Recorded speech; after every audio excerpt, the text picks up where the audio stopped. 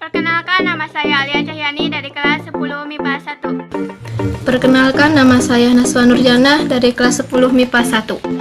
Perkenalkan, nama saya Mita Ajara dari 10 MIPA 1. Perkenalkan, nama saya Yanti Doraini dari kelas 10 MIPA 1.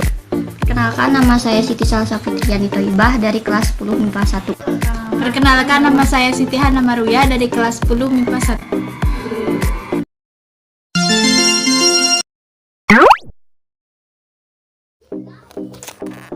Setiap partikel dalam alam semesta ini selalu menarik partikel lain dengan gaya yang besarnya berbanding lurus dengan massa partikel-partikel itu, dan berbanding terbalik dengan kuadrat jaraknya disebut hukum Newton gravitasi. Gaya gravitasi adalah gaya tarik-menarik antar benda yang memiliki massa.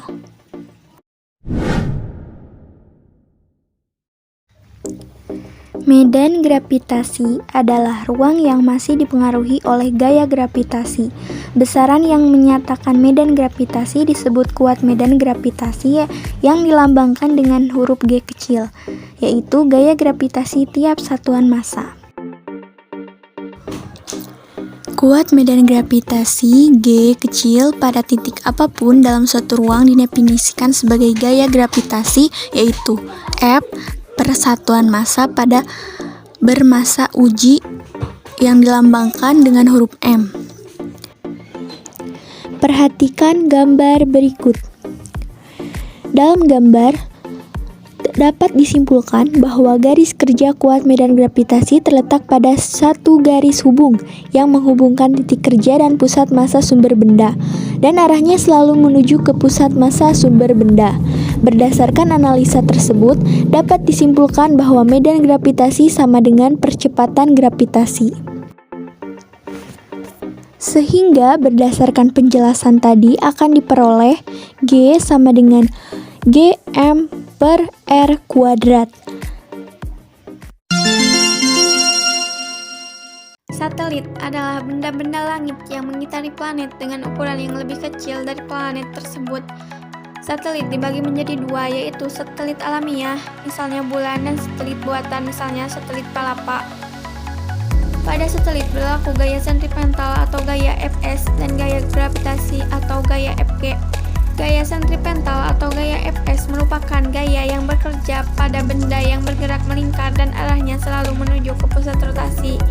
Sehingga gaya sentripetal dapat ditulis Fs sama dengan M kali Pi kuadrat per R.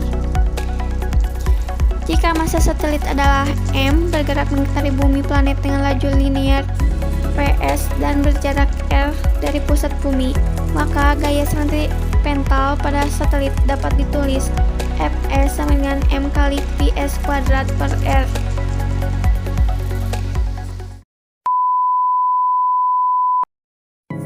Hukum-hukum Kepler. Terdapat 3 buah hukum Kepler yang membahas tentang gerak planet, yaitu yang pertama hukum 1 Kepler yang berbunyi semua planet bergerak pada lintasan elips mengitari matahari dengan matahari berada di salah satu fokus elips. Perhatikan gambar berikut. Di gambar tersebut, meski secara teknis elips yang tidak sama dengan lingkaran, tetapi sebagian besar planet-planet mengikuti orbit yang bereksentritas rendah, jadi secara kasar bisa dibilang mengaproksimasi lingkaran. Jika dilihat dari pengamatan jalan edaran planet, tidak jelas kalau orbit sebuah planet adalah elips. Namun dari bukti perhitungan Kepler, orbit-orbit itu adalah elips, yang juga memperbolehkan benda-benda angkasa yang jauh dari matahari untuk memiliki orbit elips, dan matahari berada di salah satu fokus elips. Yang kedua, hukum 2 Kepler yang berbunyi suatu garis khayal yang menghubungkan matahari dengan planet menyapu luas Turing yang sama dalam selang waktu yang sama. Yang ketiga, hukum 3 Kepler yang berbunyi perbandingan kuadrat periode terhadap pangkat 3 dari setengah sumbu panjang elips adalah sama untuk semua planet. Dan persamaannya dapat ditulis periode kuadrat per radius pangkat 3 sama dengan konstan. Contoh soal 1. Berapa besar gaya gravitasi antara seorang siswa bermasa 40 kg dengan seorang siswi bermasa 30 kg yang berjarak 2 meter?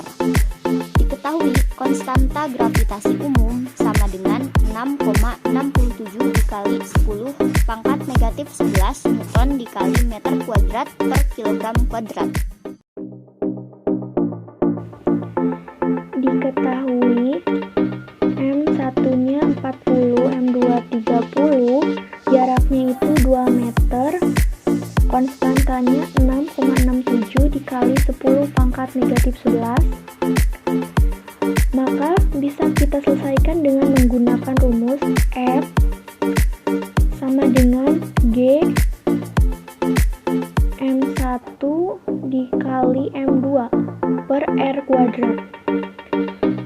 Maka F sama dengan G-nya itu 6,67 dikali 10 pangkat negatif 11.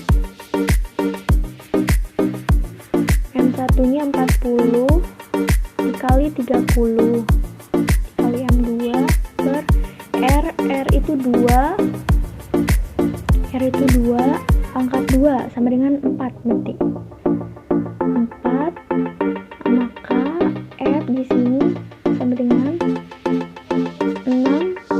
Kita tulis ulang aja. 40 kali 30 1200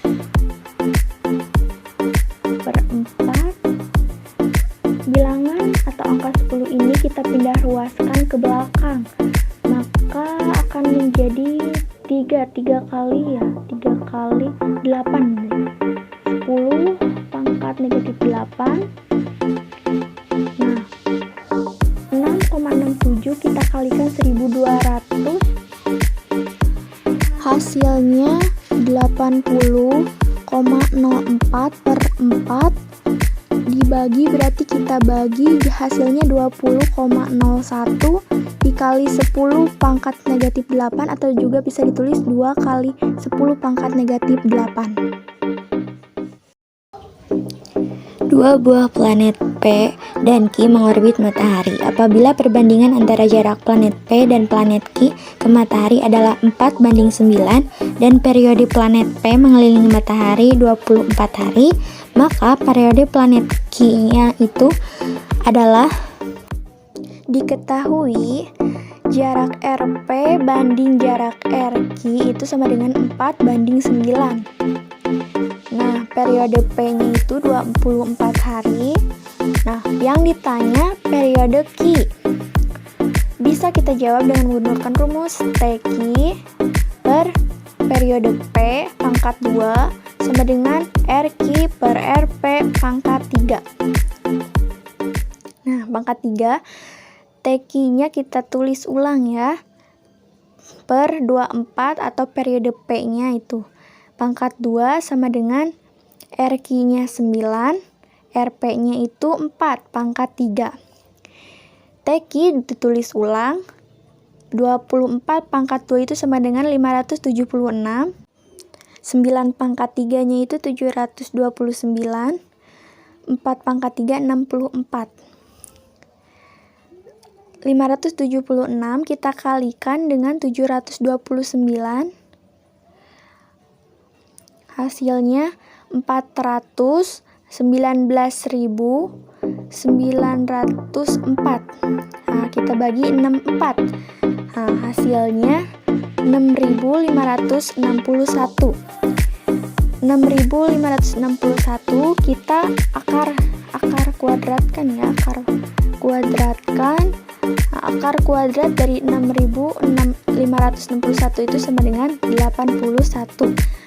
Jadi periode Q-nya itu adalah 81 hari.